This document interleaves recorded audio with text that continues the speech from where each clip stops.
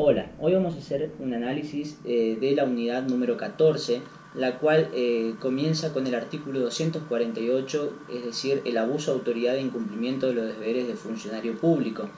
Respecto al sujeto activo, debemos decir que solo puede ser autor de este delito el funcionario público con competencia para dictar o ejecutar las resoluciones u órdenes que menciona la figura. Desde el punto de vista estrictamente objetivo, las conductas involucradas en el aspecto comisivo de esta figura no contienen en sí una particularidad respecto a la ilicitud, no refleja la misma, ya que consisten en actos funcionales de dictar o ejecutar resoluciones u órdenes. Solo merece ser aclarado que en el segundo supuesto comisivo mencionado significa realizar el contenido de la resolución o la orden dictada, por lo cual es preciso que previamente se haya efectuado el primer supuesto comisivo por parte de otro funcionario o del mismo que lo ejecuta, ya que de lo contrario la ejecución del acto contrario a la ley o a la Constitución sería atípica. En el contenido del acto que se dicta o se ejecuta se encuentra la primera circunstancia que caracteriza la ilicitud de esas conductas. La resolución o la orden en cuestión deben ser contrarias a las constituciones o leyes, ya sean nacionales o provinciales. Se ha sostenido que este delito requiere que sea cometido maliciosamente, es decir, a sabiendas de la contrariedad del acto respecto a las leyes o a la Constitución. Respecto a la modalidad omisiva y en relación al sujeto activo, en este caso solo podrá ser sujeto activo el funcionario público dentro de cuya función se encuentra la aplicación de la ley que menciona el texto legal. Como en todo tipo omisivo, es preciso que el funcionario haya tenido la posibilidad de ejecutar la ley cuya omisión se le imputa. En el artículo 248 bis encontramos la omisión de inspección. Este es un delito de omisión, como su nombre lo indica, que sanciona a determinados funcionarios públicos que omitan realizar las inspecciones en los establecimientos mencionados en la norma, de acuerdo, por supuesto, a los reglamentos que deben cumplir. En el artículo 249 encontramos la omisión de deberes del oficio. En este artículo se describen tres formas omisivas de realizar este hecho delictivo, definidas como omitir, retardar y rehusar algún acto del oficio.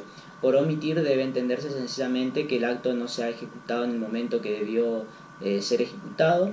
Retardar implica que si bien el acto se ejecuta o fue ejecutado, tampoco lo fue en el momento debido.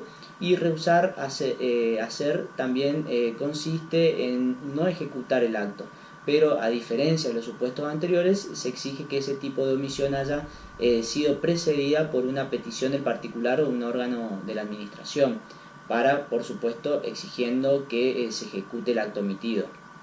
En el artículo 250 encontramos la denegación de auxilio. Los tres supuestos omisivos que se describen en la norma son rehusar, omitir y retardar. Son idénticos a los conceptos o a los verbos típicos que integran el delito descrito en el artículo 249, que ya se analizó, por lo tanto caben las mismas particularidades y conceptos. En el artículo 251 encontramos el requerimiento indebido de la fuerza pública. Este delito supone la existencia de una disposición u orden de la autoridad o de una resolución o mandato judicial al que el funcionario pretende oponerse. Por supuesto que debe tratarse de actos legales adoptados por un órgano con competencia para hacerlo, cumpliendo con las formalidades exigidas. El delito se consuma con el mero requerimiento. En el artículo 253 encontramos la proposición, nombramiento y aceptación ilegal de cargo. Aquí en el primer párrafo encontramos la proposición y nombramiento ilegal. Se prevén dos supuestos de comisión de este delito, que son la proposición y el nombramiento.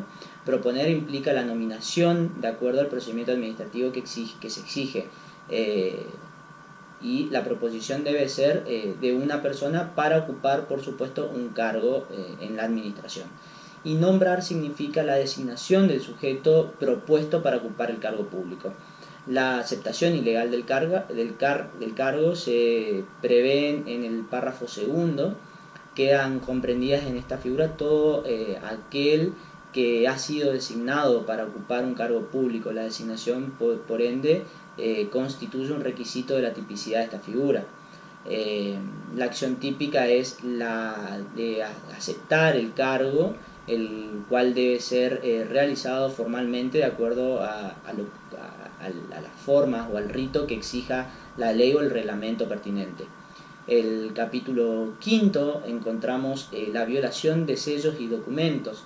En el artículo 254 encontramos la violación de sellos.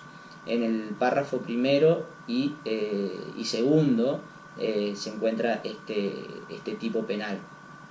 Respecto al sujeto activo de este tipo, no se requiere en el primer párrafo ninguna calidad particular o condición particular de quien realiza la acción típica. No obstante, se establece en el segundo párrafo una circunstancia agravante que se vincula con la condición de funcionario público. Respecto a la acción típica o el verbo típico, violar comprende o significa cualquier actividad que quebrante la seguridad de conservación que el sello implica, desconozca la seguridad que simboliza o la prohibición que significa, por lo que en la medida en que no, por supuesto, resulte afectado el poder simbólico del sello, no configuraría la acción descrita en el tipo. En el artículo 255 encontramos la violación de medios de prueba, registros o documentos, y más precisamente en el párrafo primero encontramos la sustracción e inutilización de objetos custodiados. La sustracción implica quitar la cosa temporaria o definitivamente de la esfera de custodia de quien la detenta. La ocultación consiste en esconder el objeto de modo tal que no pueda ser hallado en el momento que deba ser utilizado, y la destrucción y la inutilización son equivalentes en la medida en que el objeto se torna inservible a los fines de los cuales es custodiado. En el capítulo sexto encontramos el cohecho y el tráfico de influencias, y en el artículo 256 encontramos el cohecho pasivo. La norma castiga aquí al funcionario que recibe o acepta, ya sea directamente o por persona interpuesta, dineros, dádivas de cualquier tipo o bien la promesa de ellas, a fin con una ultra finalidad, que es la de hacer, retardar o dejar de hacer algo relativo a sus funciones. Las acciones típicas entonces son básicamente dos, que son recibir dinero de cualquier otra dádiva y aceptar una promesa. El artículo 256 bis prevé el tráfico de influencia. El verbo típico es solicitar o recibir dinero u otra dádiva o aceptar una promesa relativo, por supuesto, a la función. El autor debe realizar estas acciones típicas ya se explicaron, para hacer valer indebidamente su influencia ante un funcionario, lo que constituye, por supuesto, un elemento subjetivo del tipo distinto del dolo. Si el hecho es realizado para hacer valer su influencia respecto a un funcionario o miembro del Poder Judicial o del Ministerio Público, la pena se agrava. En el artículo 257 se prevé el cohecho pasivo agravado. Aquí el sujeto activo, antes de la reforma solo podía ser un juez, luego la ley de ética agregó como autores a los miembros del Ministerio Público Fiscal. Entonces, respecto a la acción típica, las formas comisivas son similares a las ya analizadas en el artículo 256, es decir, recibir dinero o dádivas o aceptar promesas. Los objetos de acuerdo respecto a, por supuesto, a este tipo en cuestión son las resoluciones, fallos o dictámenes que impliquen decisiones con respecto a la causa que se trata. En el artículo 258 encontramos el cohecho activo. Las acciones típicas son dar o ofrecer dádivas a un funcionario público al efecto de lograr alguna de las conductas previstas en el artículo 256 o 256 bis primer párrafo. En el artículo 259 encontramos la admisión y ofrecimiento de dádivas. Aquí la dádiva tiene que estar totalmente desvinculada del cumplimiento u omisión de un determinado acto por parte del agente público.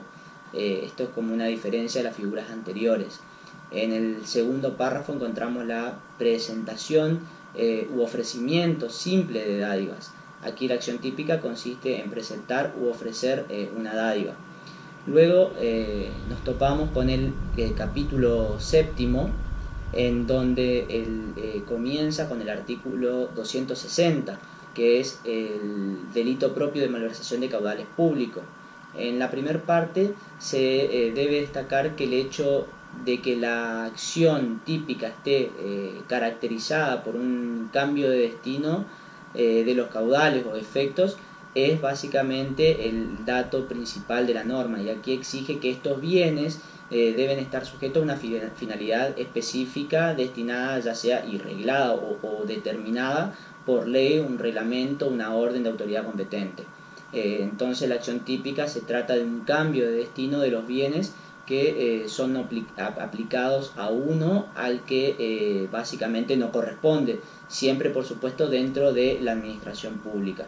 En el artículo 261 encontramos el delito de peculado, y el peculado genérico básicamente se encuentra en el párrafo primero de la norma.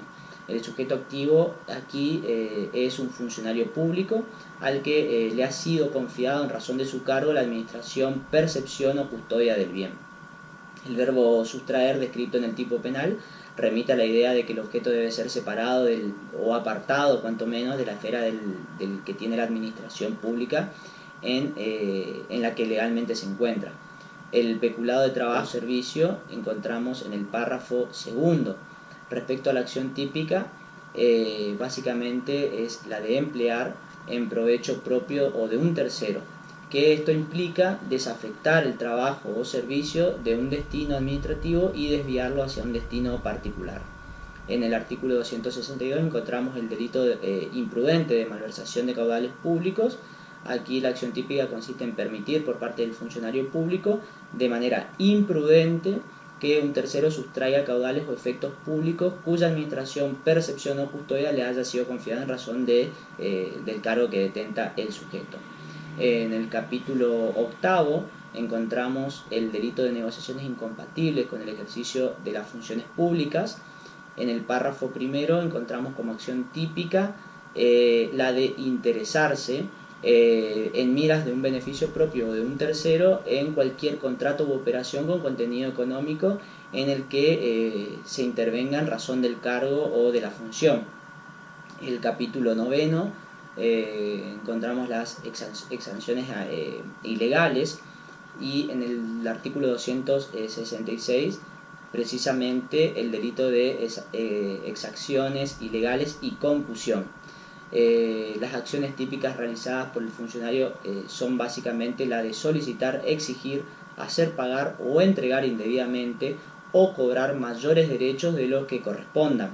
El objeto de la solicitud, exigencia, pago o entrega en el caso de las exacciones ilegales, comprende todo aporte en dinero o en otro valor económico que se exija o se reciba por orden y cuenta de la administración pública.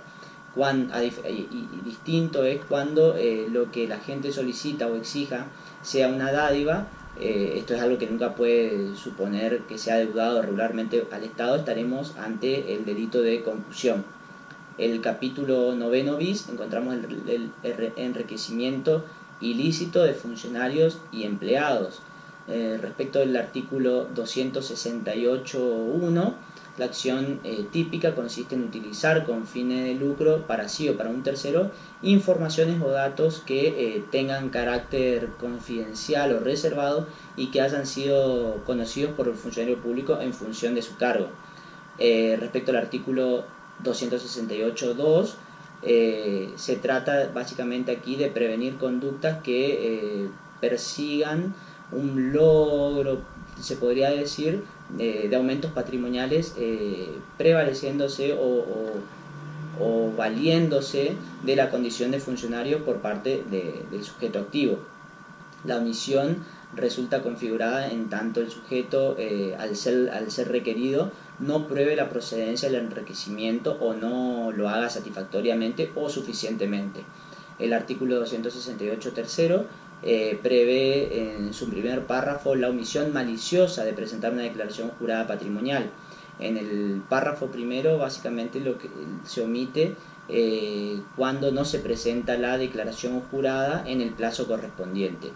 Y en el párrafo tercero encontramos la inserción de datos falsos y omisión de insertar datos en la declaración jurada patrimonial.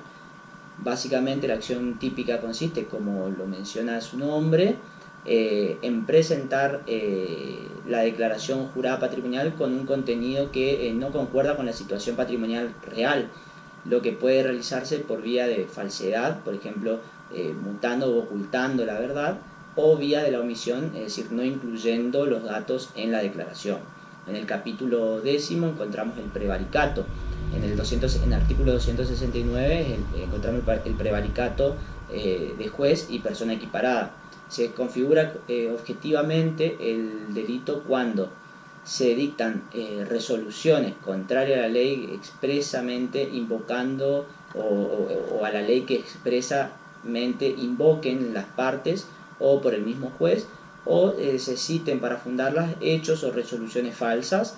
Este es un delito que se consuma con el dictado de la resolución, es decir, con la firma de la pieza escrita por parte del juez o su pronunciamiento verbal si fuera en audiencia pública y una audiencia oral, digamos. El artículo 270 prevé la prisión preventiva ilegal.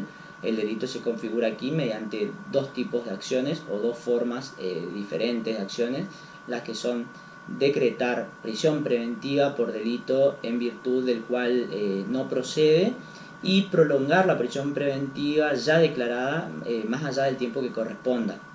El artículo 271 prevé el prevaricato de los abogados y otros profesionales.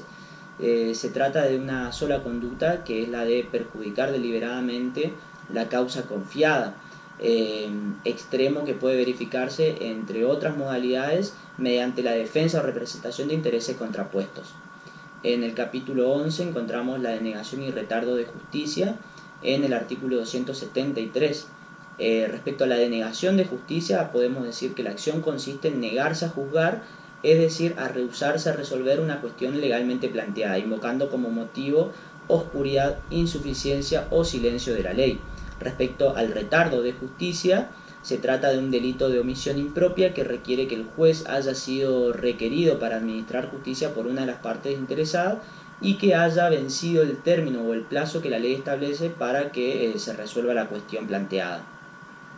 En el artículo 274 encontramos el incumplimiento de promover la represión.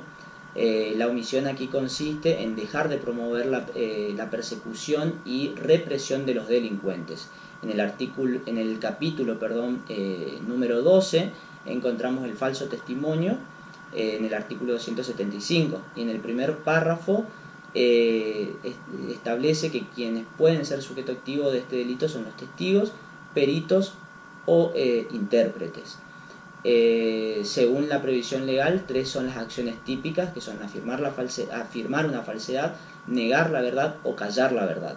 El falso testimonio en causa criminal está previsto en el párrafo segundo y prevé como figura agravada. También se agrava la pena en el falso testimonio mediante cohecho, que está previsto en el artículo 276, párrafo primero. En el párrafo segundo encontramos lo que se denomina soborno. Aquí la acción típica consiste en inducir a otro para que declare o se expida con falsedad ante autoridad competente. En el capítulo 13 encontramos el encubrimiento en el artículo 277. La configuración de este tipo penal impone la concurrencia de ciertas condiciones que son comunes a todas las hipótesis, que son básicamente la comisión de un delito anterior, la intervención del sujeto activo con posterioridad al delito preexistente del que no participa y la inexistencia de una promesa anterior.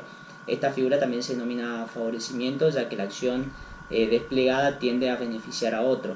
Este favorecimiento puede ser de tipo personal o real, y la diferencia va a estar dado que en el primero la acción recae sobre una persona y en la segunda, es decir, en el real, la acción recae sobre cosas. La modalidad positiva está prevista en el inciso primero, letra A. Respecto a la acción típica, la ley habla de prestar ayuda a alguien para facilitar o posibilitar que la persona favorecida logre eludir la investigación. El favorecimiento real está previsto en el inciso primero, letra B y letra E. La acción típica, en el supuesto previsto en el inciso primero, letra B, configura el tipo penal la acción de ocultar, alterar o hacer desaparecer, o la de ayudar al autor o partícipe a realizar esas acciones. En el inciso primero, letra E, la conducta consiste en asegurar o ayudar al autor o al partícipe a asegurar el producto o el provecho del delito. En el inciso primero, letra C, encontramos la receptación o recepción dolosa. Las acciones típicas consiste aquí en adquirir, recibir u ocultar dinero, cosas o efectos provenientes de un delito. En el inciso segundo se prevé la modalidad culposa de la receptación, y en el artículo 277 bis encontramos el encubrimiento del delito de agiato. El delito precedente aquí debe tratarse de un agiato, es decir, debe encuadrar en las previsiones típicas de las figuras de los artículos 167 ter y quater del Código Penal.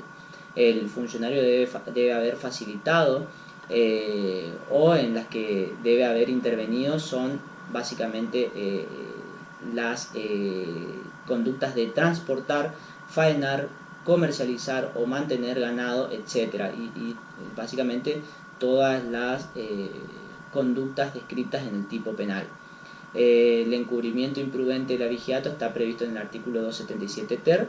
Se trata de un tipo culposo aquí, en el que la intervención del sujeto en alguna de las acciones típicas que menciona la norma es consecuencia de su conducta imprudente o negligente, por causa de la cual omite informar omite informarse, tomar conocimiento sobre el origen del ganado.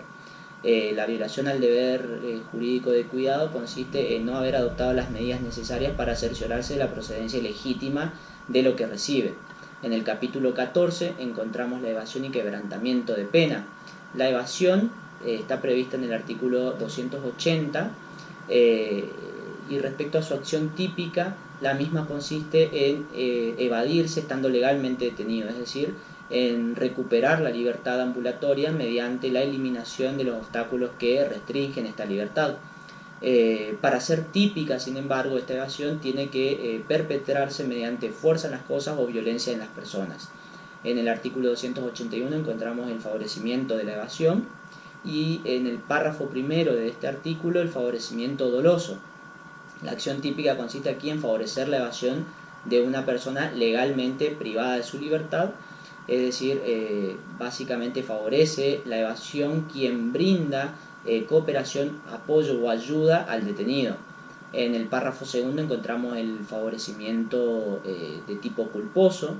La acción típica consiste en que, como consecuencia del resultado de la negligencia, por supuesto, del funcionario público que está a cargo o cuidado o se encuentra frente a la guarda del detenido o condenado, se produzca la evasión de un detenido o condenado. Esto quiere decir que requiere cualidades especiales en el sujeto activo. El artículo 281 bis encontramos el quebrantamiento de inhabilitación. El sujeto activo es el que ha sido judicialmente inhabilitado, y la acción típica consiste en quebrantar una inhabilitación, es decir, en realizar las actividades vedadas por la pena impuesta en función de una condena. Debe tratarse de una inhabilitación impuesta, por supuesto, judicialmente, esto es, por un órgano jurisdiccional que ya sea puede ser nacional o provincial en ejercicio de sus funciones.